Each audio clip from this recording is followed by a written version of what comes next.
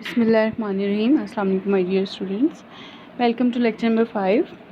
आज हम exercise discuss करने वाले हैं जो चैप्टर हमने कंप्लीट किया है, why boys fail in college.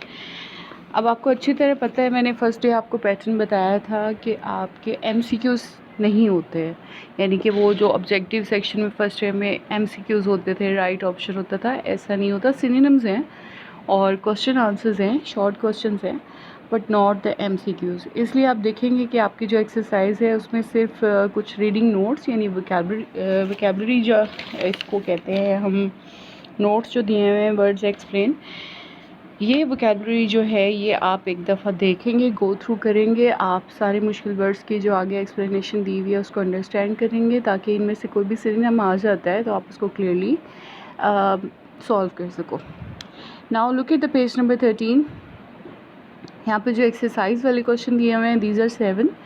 अब आपने ये 7 क्वेश्चन बहुत अच्छे से तैयार करने हैं, क्योंकि मोस्टली पेपर में यहाँ से आते हैं क्वेश्चंस, क्योंकि ऑलमोस्ट सारी रीजंस के बारे में क्वेश्चन, और जो हमने थ्रू आउट पढ़ा है चैप्टर उसमें यही रीजंस ही डिस्कस हुई हैं। तो हर रीज़न का एक क्वेश्चन दिया हुआ है हमारे पास, तो आपने पहले तो ये सारे क्वेश्चंस तैयार करने हैं। उसके बाद जो एडिशनली हमने डिस्कस की हैं चीज़ें वो भी आप तैयार करोगे, ठीक है। मैं आपको कुछ क्वेश्चंस असाइनमेंट में दूंगी और जो एक्सरसाइज वाले क्वेश्चन है ये मैं आपको सॉल्व करके यहाँ पे डिस्कस करने लगी हूँ। Okay, look at the page number 13, question number 1. According to the author, there are some boys who fail because they do not try. Who are they? Can we help them? अच्छा, अब ये किस बारे में, ये जो फर्स्ट रीज़न हमने पढ़ी थी कि वो जो बॉयज़ ट्राई नहीं करते, ये कौन सी टाइप के बॉयज़ हैं, उनकी बात हो रही है। तो लेट्स सी द आंसर। सो हमने क्या करना है, जैसे कि हम फर्स्ट ईयर में करते थे क्वेश्चन आंसर्स, कि हमने हेडिंग बना लेनी है, हमने सारा क्वेश्चन रिपीटेडली नहीं लिखना है। सो हम हेडिंग बनाएंगे, the boys who do not try. There are some boys who fail because they do not try. They suffer from nervous habits. अब उनको नर्वस हैबिट्स होती हैं। They can not sit at the desk and study properly. They waste their time in useless activities. We can not help them, they themselves are to get rid of it. हम उसकी help नहीं कर सकते, वो बच्चा खुद ही cure कर सकता है उसको। Second question is, how does mistaken ambition on the part of boys and their parents lead to the failure of the boys? Mistaken ambition कितना रोल प्ले करता है फेलियर में? Mistaken ambition leads to the failure, हमने heading बना ली है।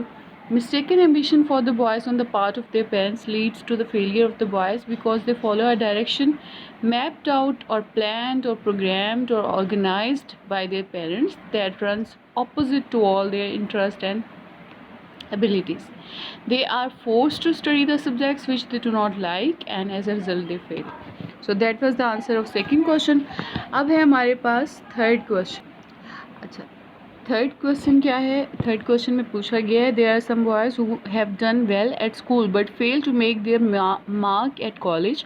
Who are they? Do you have such boys in college in your country? ये जो हमारी थर्ड रीज़न थी, रीज़न ऑफ फेलियर, जिसमें ब्राइट बॉयज़ का जिक्र हुआ था कि वो बहुत इंटेलिजेंट तो होते हैं, ब्रिलियंट बच्चे तो होते हैं, लेकिन स्कूल में उन्होंने कम वक्त में पढ़ा होता है एग्ज़ाम में, तो उनको लगता है कि अच्छे से ग्रेड्स ले लेंगे हम कम वक्त में पढ़ के, लेकिन कॉलेज में वही बच्चे फेल हो जाते हैं। उसकी रीज़न को हमने नाम दिया था ओवर कॉन्फिडेंस, और वो जो बच्चे होते हैं उनको ब्राइट बॉयज़ कहते हैं, इसलिए हमने हेडिंग बनाई है bright boys failure.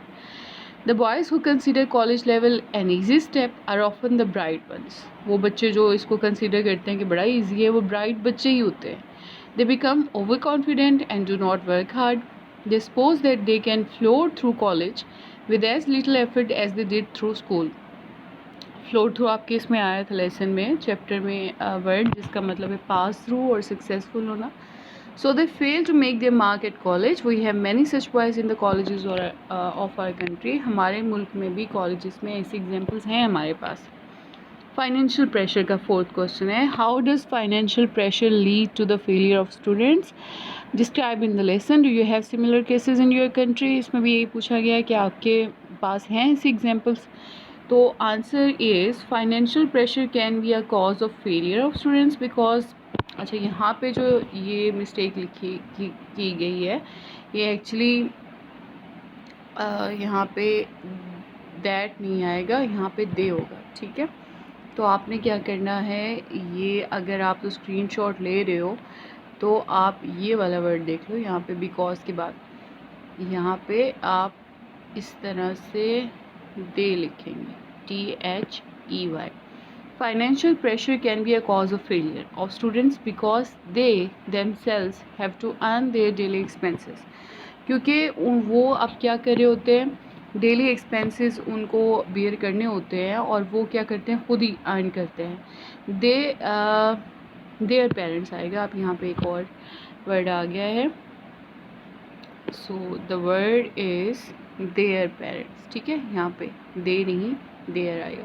There parents do not support them, it always has an adverse effect on their health and education. We have many similar cases in our country. तो हमारे मुल्क में भी ऐसी एग्जाम्पल्स हैं।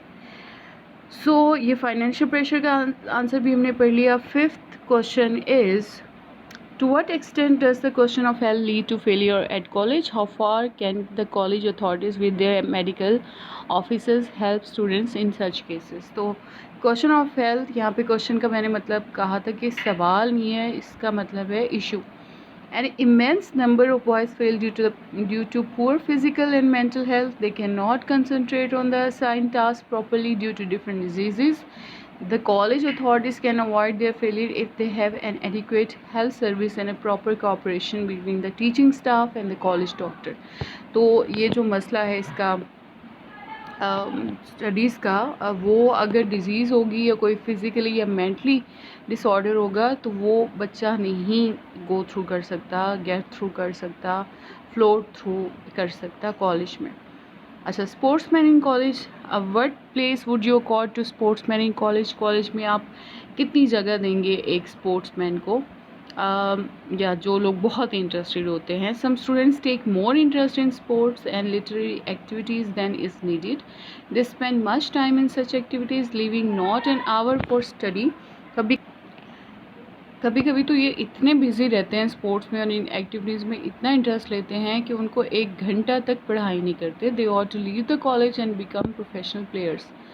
लास्ट क्वेश्चन, लेज़ी ब्लफर्स के बारे में क्वेश्चन तो नहीं पूछा गया लेज़ी ब्लफर्स को मेंशन करके, लेकिन मतलब वही है।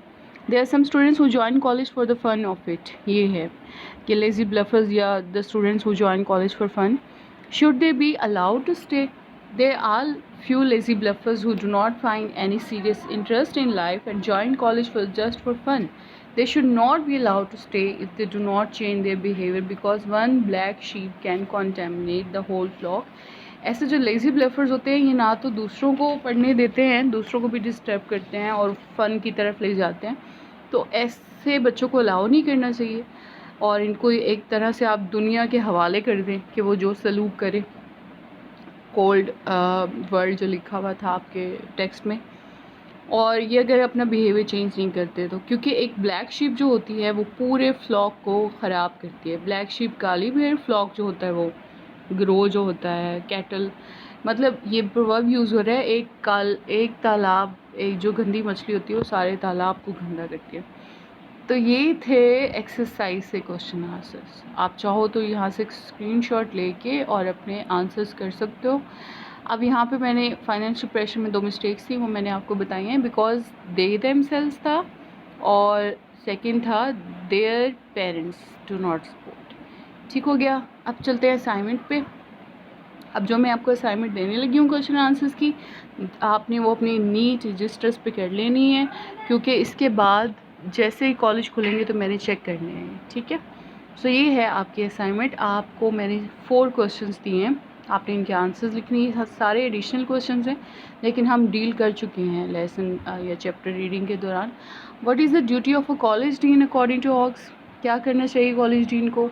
हॉक्स उसके राइटर का नेम है, याद रखना आपके राइटर के नेम से क्वेश्चन आ सकता है। How many types of boys fail to get through the college? कितने टाइप्स के बॉयज़ हैं जो फेल हो जाते हैं?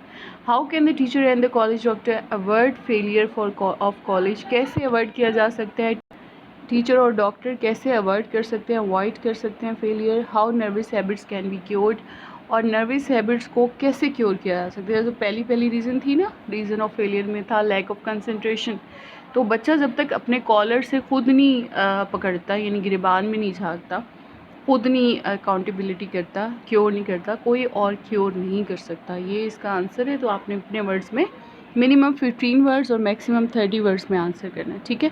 ये आपने अपने नीट नोटबुक्स पे प्रिपेयर रखनी है असाइनमेंट, क्योंकि मैं जब खुलेंगे कॉलेज तब चेक करूँगी। ओके, ये सारे रहे क्वेश्चन आंसर्स। इसके अलावा कोई क्वेश्चन है, कोई समझ नहीं आ रही है, कोई बात है, कोई इशू है, तो you may ask freely. Okay.